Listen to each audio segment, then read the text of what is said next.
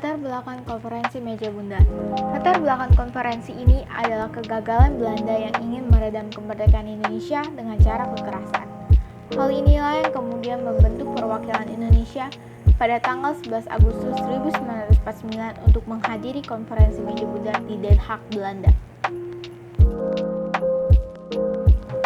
Apa itu konferensi meja bundar? Konferensi meja bundar adalah sebuah pertemuan antara pemerintah Republik Indonesia dengan Belanda yang dilaksanakan di Den Haag, Belanda dari 23 Agustus 1949 hingga 2 November 1949. Konferensi meja bundar merupakan tindak lanjut dari perundingan-perundingan sebelumnya. Konferensi ini merupakan titik terang bagi bangsa Indonesia dalam upaya mempertahankan kemerdekaannya. Berikut tokoh-tokoh dalam konferensi meja bundar.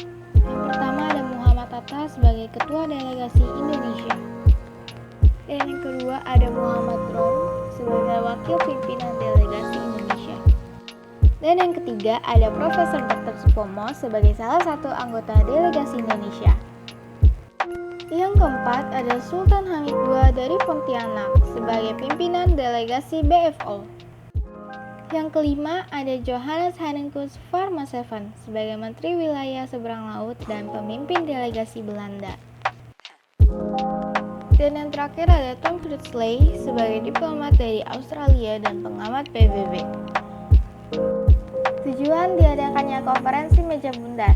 Tujuan konferensi meja bundar adalah untuk menyelesaikan sengketa Indonesia dan Belanda seadil dan secepat mungkin. Hasil dari konferensi meja bundar sebagai berikut. Pada tanggal 2 November 1949, Belanda mengakui RIS sebagai negara yang merdeka dan berdaulat. Pengakuan kedaulatan dilakukan selambat-lambatnya pada tanggal 30 November 1949. Akan dibentuknya UNI Indonesia Belanda. Dalam UNI tersebut, Indonesia dan Belanda akan bekerja sama.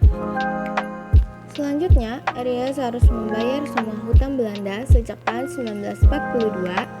Dan yang terakhir adalah masalah Irian Barat akan diadakan perundingan lagi dalam 1 tahun setelah pengakuan kedaulatan RIS. Sesuai dengan kesepakatan yang diperoleh pada tanggal 27 Desember 1949, pemerintah Belanda menyerahkan kedaulatan atas Republik Indonesia Serikat. Penyerahan tersebut dilakukan di 2 tempat, yaitu Belanda dan di Indonesia. Penyerahan kedaulatan di Belanda dilakukan oleh Ratu Juliana kepada Kepala Delegasi RIS, Dr. Andes Muhammad Hatta. Adapun di Jakarta, penyerahan kedaulatan dilakukan oleh A.H.J. Loping kepada Wakil Pemerintah RIS, Sri Sultan Hamengkubuwono IX.